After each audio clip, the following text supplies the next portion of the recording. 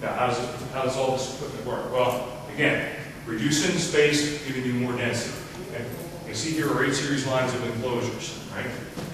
Environmentally conditioned space in data centers is very expensive. We all know that, right? So if I can reduce your footprints, okay, and give you more in the same space, then it works for everybody. Okay? These particular enclosures, as you'll see, leading the marketplace with 1 use all the way through 0 use kind of technology. In our 1 use, the nice thing about the 1 use is, and I'll pass these around, is that it fits, these cassette modules, one part number fits in our 1 use, our 6 use, and our 10 use. Highest density product sets on the face of the earth. Right? In a 6 use scenario, I give you 288 ports in the 6 use, which is double the density of anything that's out there. Double. Right? But yet you can still get your fingers in. And I challenge any of you guys to come up here and do some plugging and unplugging, because that's the main factor that a lot of us deal with inside of our data center. Right? When you put this particular cassette module in a, there's the 6 use, we have the 4U as well, 144 ports. We also make a 10U, which this product set is flying off the shelves for us. Port replication of our directors. Okay? Because, as anybody seen working with a Cisco, Brocade, or whatever, right? These are what we're talking about here. A heck of a lot of ports of fiber in a little space. Right? So what we do is we replicate this on the passive environment. We cable the sucker up, and we shut the door. Right? So what you're looking at to the left-hand side is a 2 fully loaded 9513s. This is Brocade 48000 up there. But the cool thing about the 10U enclosure that utilizes these particular panels is that inside of a 19-inch rack, that space is a square. So that same 10U enclosure does vertical. You can insert these vertical, okay, to mimic your Brocades or your IBMs or your EMCs. Or you can flip it horizontal with the same parts and replicate your Cisco ports if you're cabling horizontal. So you're really kind of getting 2 enclosures in one particular set. Right, but again, in the 10U scenario, 576 ports in the 10U. So, finishing out the discussion on the actual cassette modules, as you see on the most of you didn't buy the booth here. All the terminations are done at the factory. They're sealed. You don't want you inside here.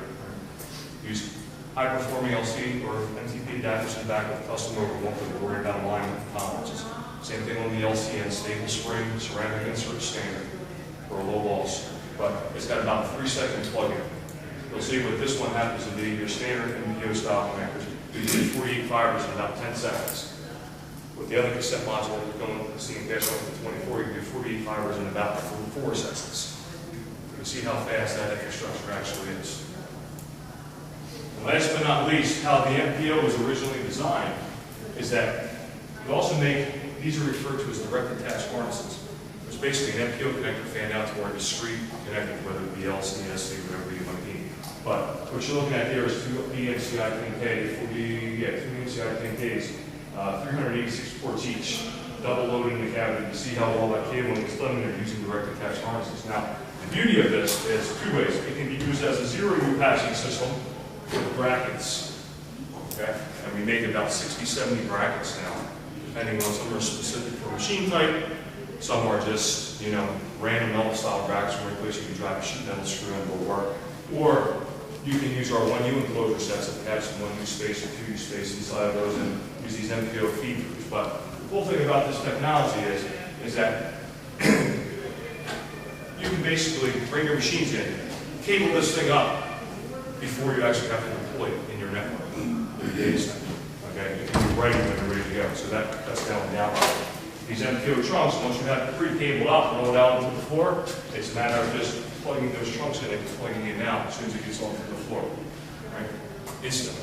But yet, it manages the cabling again. This, as opposed to doing jumpers in a scenario like this, again, reducing the cabling by 50% inside of your racks.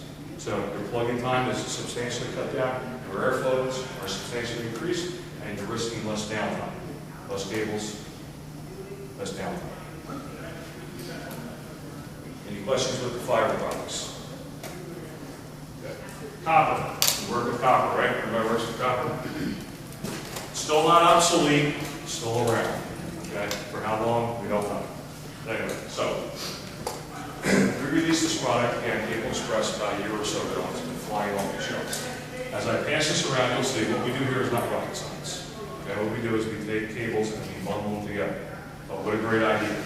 Okay? pre-terminated from the factory, okay, guaranteed for life, guaranteed certified Cat 5, Cat 6, whatever you need, riser, plasma, and whatnot. Okay? What it does is it packages in chunks. It comes in various different port counts, 4, 6, 8, 12, 16, 24. You want to kind of hold the limit at 24 because it starts to get a little rigid after 24. It's a good application inside of networking areas or data centers. Right? Not too good of an application at 24 because it starts to get pretty bulky, obviously, with the cover. We're not really reducing footprint here, but we're packaging. Okay? Your standard application when we first kind of released this product set was our standard patching. Patch panel to patch panel works in conjunction with our patch panels. Gives you a higher dense patch panel. So, for example, at 3D, I can do 70 through 40. But the great thing about it is it completely eliminates the punch downs in the field. Completely. Okay? With that said, it's about 90% quicker to install using this than it would be to bolt and do punch downs. Okay? Substantial labor savings. Substantial. The application that we're seeing more and more of with this particular product. Okay? Anybody looks like this? Yes, no, maybe? Anybody look like that? Again, what starts to happen when we put patch panels, especially in copper areas, when we start plugging individual cables in? Well, first of all, we'll talk about racks in a minute, but usually we choose the wrong racks. Okay, we usually choose 2 or 4 close racks in a lot of areas with no cable management, or we use the racks that come with the equipment that we buy, because the vendors are so nice, they give us the racks. But there's no room for power, there's no room for cabling, and we get in trouble. So this particular solution works well, for example, as a hybrid cable. Okay? You do a plug on one side and a jack on the other side. So with this particular technology, I can eliminate the patch panel inside of this rack and the active switch because most of us cable up, or the majority of our switch anyway. It forces over to a best practices against scenario with 942 standards. It forces us to plug all these in our switch and don't go back in there. Bring this out to a passive patch panel and manage our connectivity out in the passive side. Okay? So it would eliminate for us this mess here. Gathers the cables out on the front side, so it looks nice and neat. You won't experience any of this anymore. We're just going to be managing it in our passive environment. So a real crisp and clean solution that's, again, going to become very popular out there on the marketplace. And again, the cable's guaranteed for life.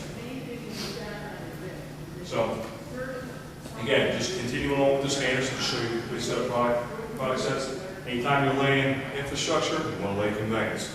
Conveyance establishes paths and protects our fiber and our copper away from power and things of this sort. So we have that. It's recommended.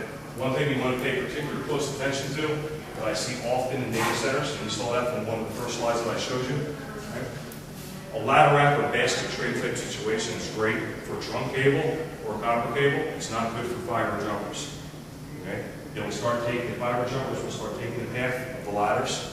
They start putting pinch points, and when we start talking about wall strange, you'll see what I'm talking about. So if you're going to or have to go up overhead or underneath the floor with the jumper cables inside something that's a basket tray or things of this sort, you want to use a solid tray. You don't want to use anything that's a ladder or a basket for fiber, unless it's trunk cables. Okay? Now, talked a little bit about this a minute ago, but a lot of times, a lot of our infrastructure problems, especially our cabinet problems, are based upon cabinet temperatures. Right? When you're planning your infrastructure, please, please, please, please, please investigate the cabinet options that are out there. Right? There's a lot of companies that make a lot of good cabinets that are conducive for the cabling needs today. Okay? Deeper, wider, incorporating internal routing for cables, front and back, because we have to do that. Back to front. Overhead cable trays, and we have to stack these things together to make it ideal running between cabinets. Okay? It's just a better overall solution. Okay? If you buy a bunch of Cisco and they send you a rack, or buy a bunch of Dell and they send you a rack, say thank you, but no. Use other racks. Okay? We're partners with Great Lakes, Hoffman, and APC. We have our own brand of 24-post racks, and there's also others that are out there, but investigate that. That's how we get in trouble.